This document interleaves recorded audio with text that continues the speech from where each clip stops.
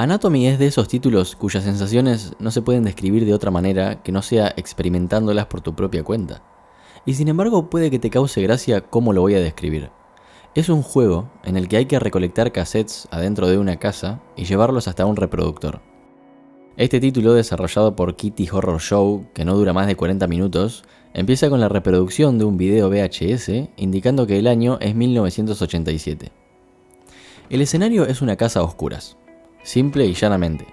Por las paredes hay cuadros en blanco y negro, algunos indescifrables, otros más concretos que hacen pensar en su nombre, Anatomy, y objetos comunes de cualquier casa. Pero la primera impresión es que no ves un carajo.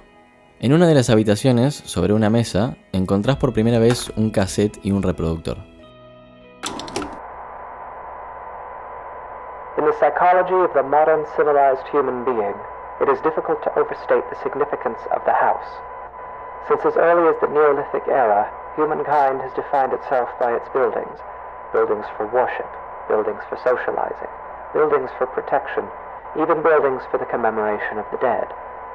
But of all the structures that mankind has invented for itself, there is little doubt that the house is that which it relies upon most completely for its continued survival.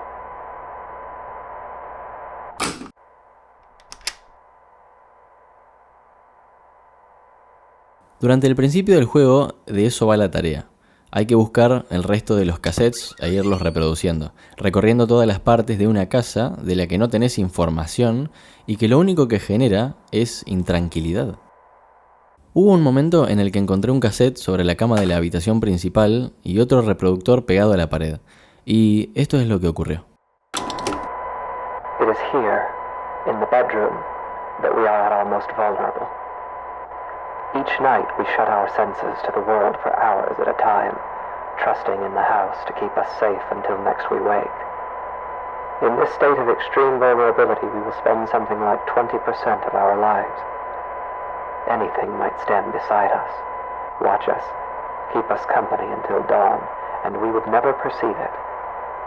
We can only pray that the house will not let such things carry on as we sleep. In this way, during these hours, the bedroom seems less like a mind and more like a mouth. For it is here that the house is most likely to betray us. It is here that we place ourselves most at the house's mercy and spend each night hoping that it will not bite down. El juego se cerró en ese momento. Me decepcioné un poco al ver que esa había sido toda la experiencia, no voy a mentir, pero pensé, tal vez deba haber algún otro final. Así que volví a abrirlo.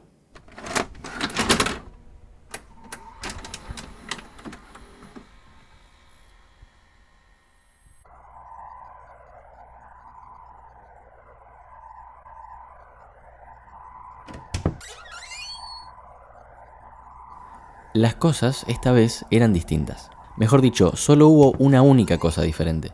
Las partes de la casa habían cambiado de lugar. Esto me llevó a pensar en el título de nuevo, Anatomy. En una habitación pequeña, otro reproductor estaba sobre la mesita de luz y lo que salió de él me estremeció.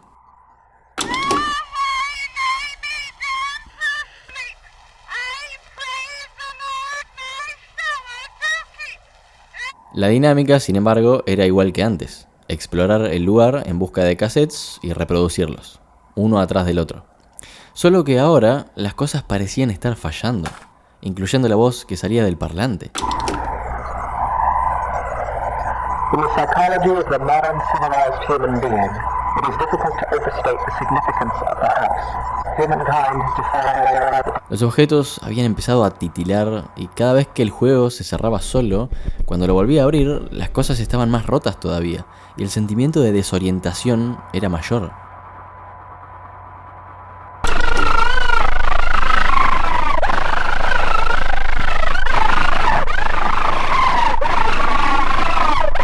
Hubo un momento interesante, uno en el que la voz del reproductor cambió a una voz femenina. In the bedroom, I dream that there are teeth growing all over me, everywhere on me. Hablaba del olvido, de la soledad, del hambre y de no sé qué más. Pero más allá de eso, la primera sensación que me dio es que esa voz era la de la casa, que la casa estaba siendo personificada. El estilo de Kitty Horror Show rara vez está en los sobresaltos. Lo que él suele hacer en realidad es generarle al jugador la sensación de que está involucrándose en algo malo, en algo desconocido. Este desarrollador tiene varios títulos cortos, con mundos agonizantes, pero Anatomy es un juego en el que estás constantemente tenso. No hay momentos para dar un respiro. Este es un título que incluso me llevó a mi infancia por un momento. Me vi solo. Me vi levantándome de la cama y aferrándome a las paredes del pasillo para huir de la oscuridad. Podía recordar esas sensaciones. Sentía mi corazón galopando cada vez que bajaba al sótano, cada vez que iba al garage o cada vez que veía el living iluminado a la tenue luz de una lámpara de pie.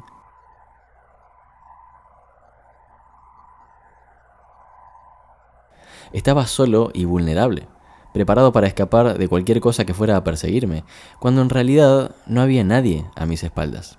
Tal vez no le tenía miedo a los fantasmas. De ellos me podía proteger abajo de la cama, en el armario o atrás de un sillón. Tal vez le tenía miedo a la casa, donde la cama, el armario o el sillón eran parte de su anatomía. En Anatomy, la casa está acechándote. Este es un juego que no tiene llaves. La guía no es el jugador ni sus acciones, sino el propio hogar. Solo después de que completase el ritual de encontrar el cassette, ponerlo en el reproductor y escucharlo entero, la casa decide abrir otra puerta. El mensaje parece ser claro. Vos no tomás las decisiones. Esta casa es lo único que tiene el control ahora.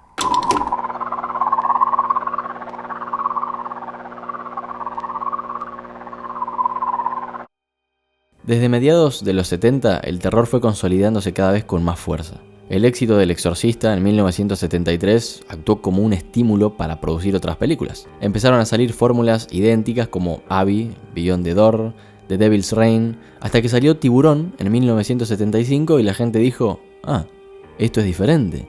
Es decir, cada vez que el género de terror parecía que iba a morir, revivía con algo nuevo.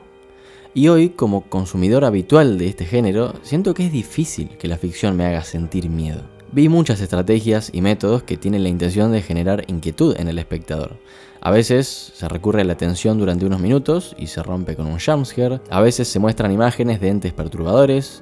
Otras veces se usa el gore e imágenes asquerosas y una lista interminable de recursos que ya conocemos. Pero hay un tipo de terror que siento que funciona mejor, al menos conmigo. Ni siquiera puedo darle un nombre ni lo categorizaría como un subgénero, sino como un conjunto de recursos narrativos que hacen que una escena o una obra completa se queden en mi cabeza por un tiempo. De manera que cuando me preguntan cuál fue la vez que más te aterró una película o un libro o un videojuego, esas escenas vuelven a aparecer en mi mente. Tomemos por ejemplo este teaser que se publicó en el canal Neon. Es un video que salió en un momento y no se tenía ni contexto ni información. El título es Every Year There Is Another. 911, what's your emergency? It's my daughter.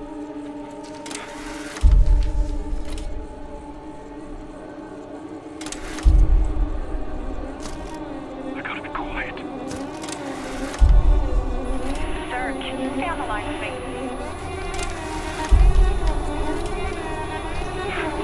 It's not my daughter.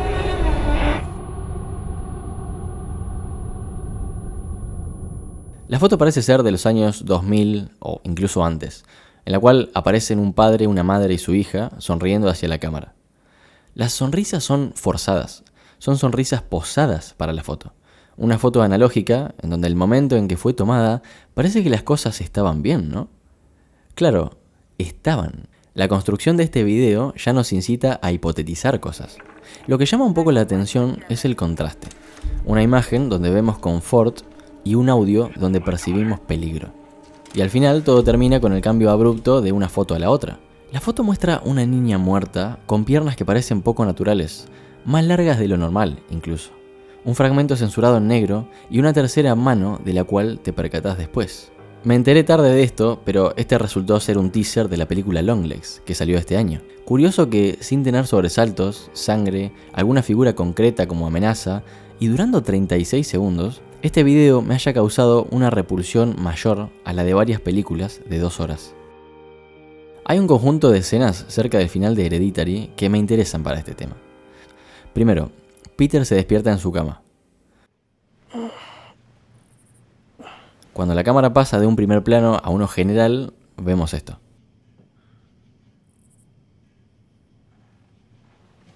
Mom? Dad?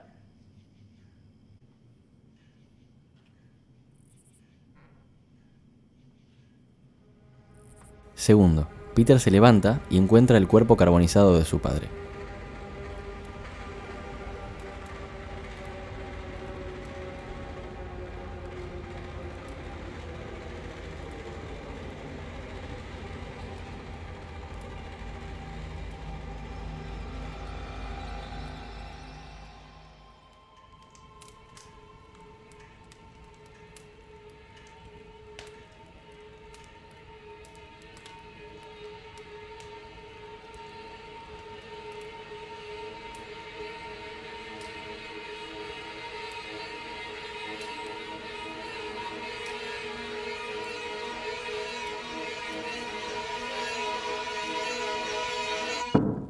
Después mira al techo y su madre ya no está ahí, sino que ella aparece ahora en otro lugar y empieza una persecución.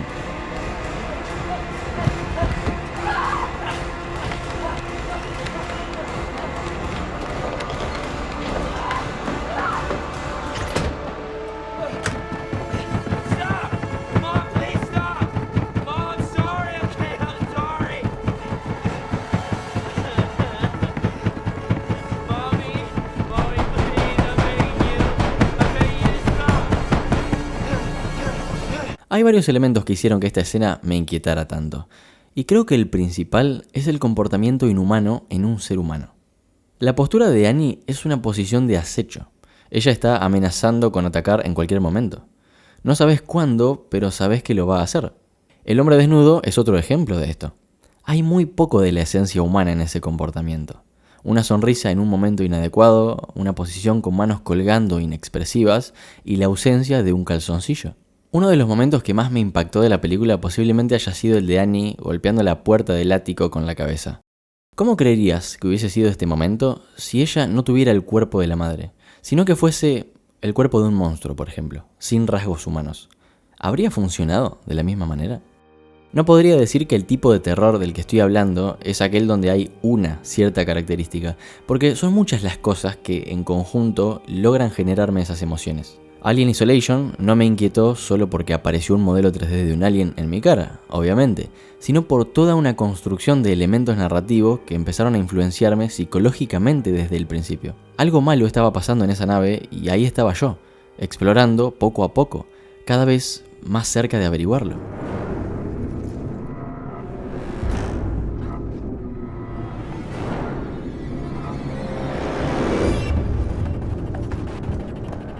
Si mencioné en otra ocasión a It Follows, fue porque considero que esta película logra muy bien ese tipo de terror al que me refiero. La trama va sobre una joven de 18 años llamada Shay, que al principio tiene un encuentro sexual con su novio en un auto, después del cual él le dice que le transmitió algo así como una maldición que se propaga mediante el sexo. La maldición consiste en una entidad sobrenatural que la persigue, que puede adaptar cualquier forma de ser humano y que solo ella puede ver. No me acuerdo si es la primera aparición o no, pero hay un momento en el que Shay huye de algo y termina sentada contra la pared, llorando, desconsolada y mirando a la puerta en estado de alerta. Jay, can you open the door? Por supuesto, ella no puede confiar de que esas voces sean realmente las de sus amigos, porque la entidad puede tomar cualquier forma y sonido. Shay se levanta, desconfiada, y avanza hacia la puerta.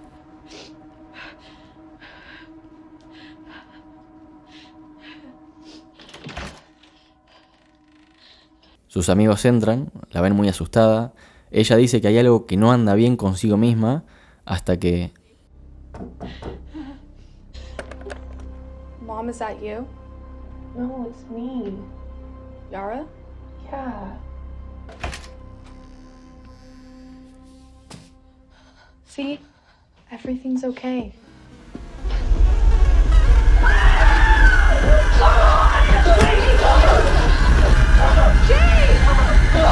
La primera vez que vi esta escena sentí una inquietud diferente a lo que había visto otras veces. Hay varias cosas que hicieron que esto funcione. La primera es la propia situación. La protagonista corre peligro de algo que la sigue. La segunda es la amenaza. En este caso, una entidad concreta a la que estamos viendo. Un hombre alto y sin ojos. Tercero, el momento en el que te percatás de su presencia dura 1 segundo y unas milésimas más. Cuarto y último, pero no por eso menos importante, una banda sonora de ese terror clásico. Sonidos desafinados y desincronizados que terminan rompiéndose. Viendo It Follows, una duda se me planteaba en la cabeza con cada aparición. ¿Cómo se detiene esta persecución? ¿Cómo puedes defenderte de algo desconocido que no deja de seguirte? Y no solo eso, la velocidad de persecución es un factor magistral. Ante una amenaza que empieza a perseguirte de forma rápida, tu instinto es escapar a la mayor velocidad que puedas. La adrenalina te imprime mayor aceleración, tu cabeza piensa más rápido y las decisiones son más fugaces. En It Follows, las persecuciones son lentas. Este evento desata incluso más ansiedad todavía porque se reduce a algo muy simple. Podés correr, pero no escapar. En el ensayo Filosofía del Terror o Paradojas del Corazón, Noel Carroll dice que lo que parece diferenciar la narración de terror de otras narraciones con monstruos, como los mitos, es la actitud de los personajes de la historia frente a los monstruos o situaciones que encuentran. Por ejemplo, en Blair Witch Project de 1999, a pesar de que es una película con opiniones divididas, cuando me acuerdo de esta escena, todavía puedo sentir la piel de gallina que sentí a los 16 años.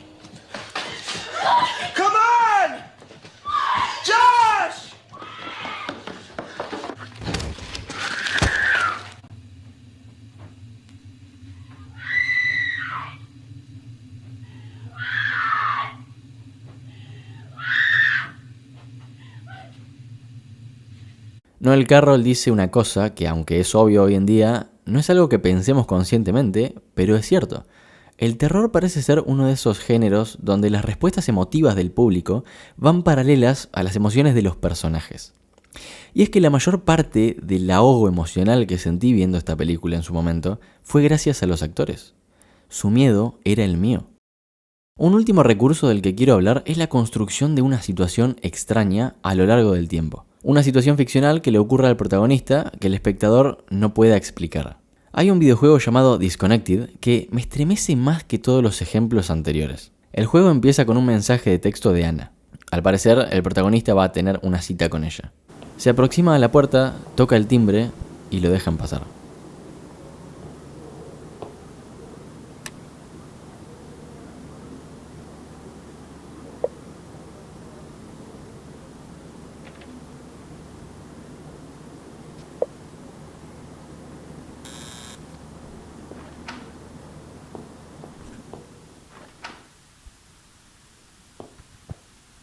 Después de una búsqueda por encontrar su departamento, él toca el timbre y le avisa por teléfono de que ya está ahí. Sin embargo, esto es lo que ella dice.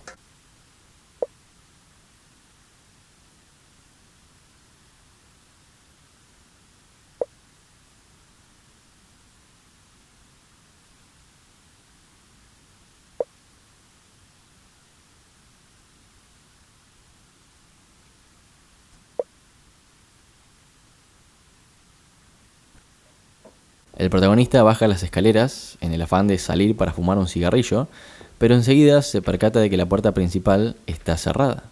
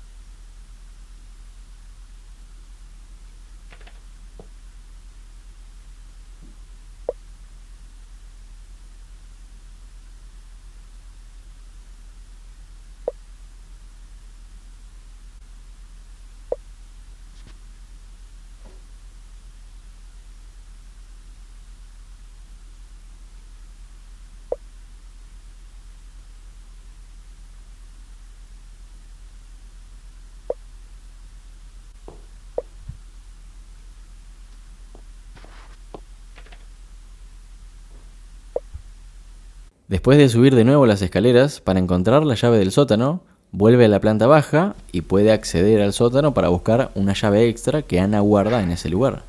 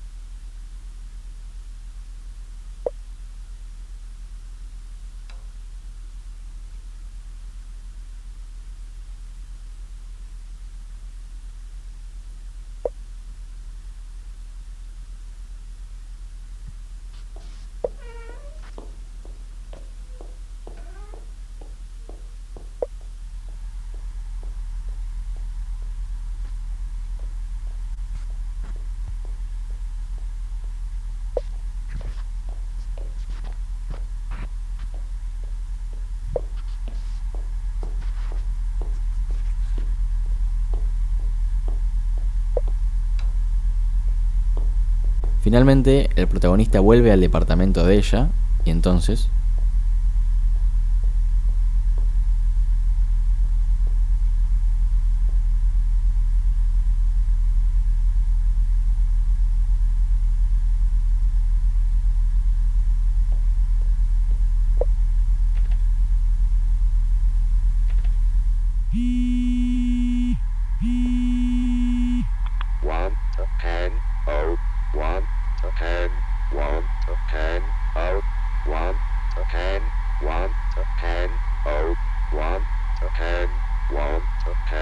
Disconnected dura unos 15 minutos más o menos.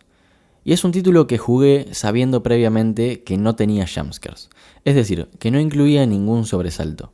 Aún sabiendo esto, este juego me generó un miedo indescriptible. Y si bien el recurso del jumpscare es válido y muchas veces se usa bien, de alguna manera siento que esto otro tiene más mérito. Es decir, hay que tener mucha capacidad para lograr inquietar a alguien sin hacerlo saltar de la silla, ¿no? Usualmente es normal sentir tensión porque uno espera a ser asustado de repente. Pero esa tensión no es la misma que aquella que la propia situación ficcional genera. En la primera, uno está intranquilo por la decisión de un creador. En la segunda, uno se olvidó de que hay un creador y se metió en el mundo ficticio. En lugar de pensar, tengo miedo de que me asusten de repente, me gusta pensar simplemente, tengo miedo. Como consumidores de ficción tendemos a hipotetizar todo el tiempo sobre una situación. Si yo digo, Anacleto, un joven de 20 años, escucha las llaves desde el otro lado de la puerta y espera a que entre su madre, nosotros como espectadores nos hacemos la pregunta, ¿cómo carajo te vas a llamar Anacleto? Desde el inicio de Disconnected, la primera pregunta aparece cuando estamos en el departamento de Anna. Si ella aún no está en casa, ¿quién nos abrió la puerta principal? Este es el primer disparador para que nuestra cabeza empiece a perseguirse sola. Y fíjense que en lugar de reforzar esa situación, haciéndola más obvia, el protagonista sigue por otro lado. De todos modos, dice, ¿dónde estás? Es decir, sigue la conversación mientras nosotros nos quedamos todavía tensos por no haber resuelto la primera inquietud, que es ¿quién nos abrió la puerta? Una segunda situación potencia las emociones creadas por la primera. La puerta principal ahora está cerrada. Por supuesto, todas estas situaciones están creadas en un entorno casi claustrofóbico, liminal, y con una estética de cámara de teléfono antiguo que intenta reforzar el fotorrealismo. Todo eso contribuye. Pero lo que más inquietud me generó, al menos a mí, fue, como dije al principio, la construcción de una situación que cada vez se pone más rara con el tiempo. Mientras yo percibía que algo malo pasaba en ese lugar, los mensajes de Anna no paraban de repetirse. ¿Quieres que nos veamos? Esto es perfecto para desorientarte. No entendés qué está pasando. Más allá de cualquier interpretación de una historia, el terror que yo digo que no soporto es el de un espacio amenazador. Uno que da una sensación de liminalidad. Uno que no necesita de un ente para hacerme estremecer. Es aquel donde hay un comportamiento inhumano en una persona. Alguien que parece estar dominado por fuerzas desconocidas y que me transmite ese típico sentimiento de valle inquietante. El terror que no soporto es el de las emociones potentes, gritos desconsoladores en situaciones dramáticas, personajes que te hacen creer que están sintiendo emociones de verdad. El terror que no soporto son las situaciones extrañas, donde no entiendo qué está ocurriendo y cada vez me atemoriza más averiguarlo. Estas cosas son parte de ese subgénero, y a pesar de que faltan muchos otros elementos y algunas conclusiones mías puedan sonar medio en el aire, porque la realidad es que no puedo explicarlo todo, ese es el terror que me gusta. Me gustaría que dejen en un comentario cualquier escena, juego, película o libro que los haya hecho sentir de esa manera. Creo que va a estar bueno intercambiar títulos. Muchas gracias por llegar hasta acá, les mando un abrazo y nos vemos la próxima.